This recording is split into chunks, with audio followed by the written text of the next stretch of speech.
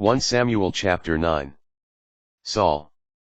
There was a powerful man from Benjamin named Kish, who was the son of Abiel, son of Zerah, son of Bechorath, son of Aphiah, a Benjaminite.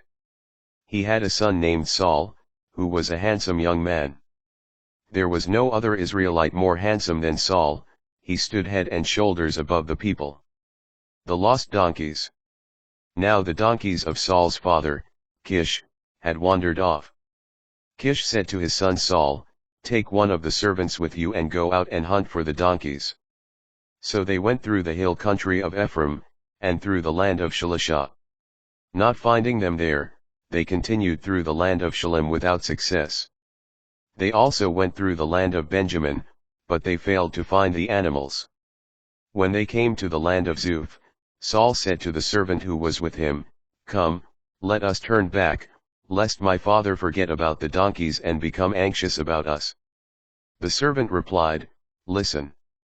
There is a man of God in the city, a man held in high esteem, everything he says comes true. Let us go there now. Perhaps he can advise us about the journey we have undertaken."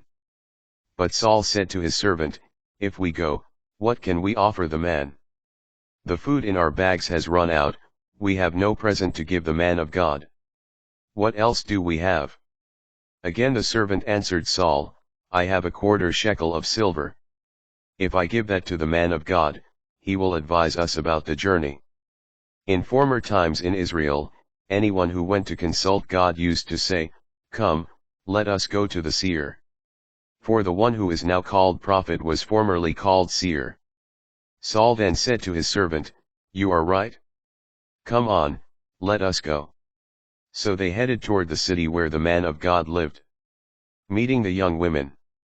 As they were going up the path to the city, they met some young women coming out to draw water, and they asked them, "Is the seer in town?" The young women answered, "Yes, they're straight ahead. Hurry now, just today he came to the city, because the people have a sacrifice today on the high place. When you enter the city, you may reach him before he goes up to the high place to eat. The people will not eat until he arrives, only after he blesses the sacrifice will the invited guests eat. Go up immediately, for you should find him right now." Saul meets Samuel. So they went up to the city.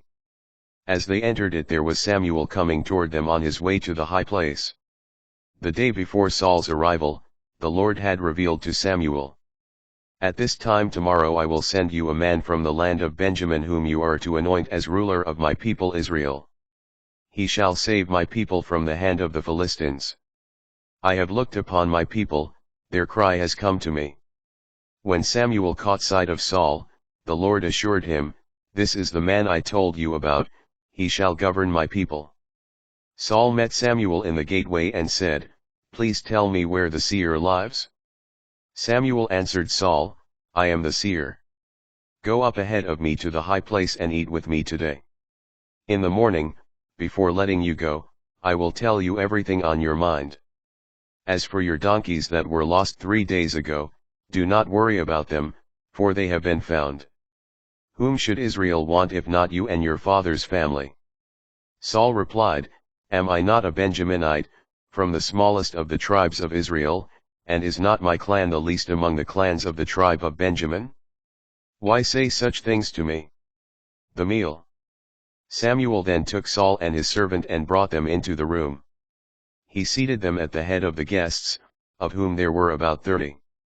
He said to the cook, "Bring the portion I gave you and told you to put aside."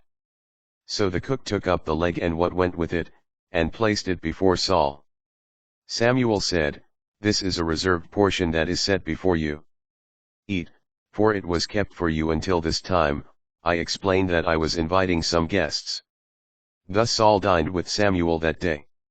When they came down from the high place into the city, a mattress was spread for Saul on the roof. And he slept there. Saul's anointing. At daybreak Samuel called to Saul on the roof, "Get up, and I will send you on your way." Saul got up, and he and Samuel went outside the city together. As they were approaching the edge of the town, Samuel said to Saul, "Tell the servant to go on ahead of us, but you stay here for a moment, that I may give you a word from God.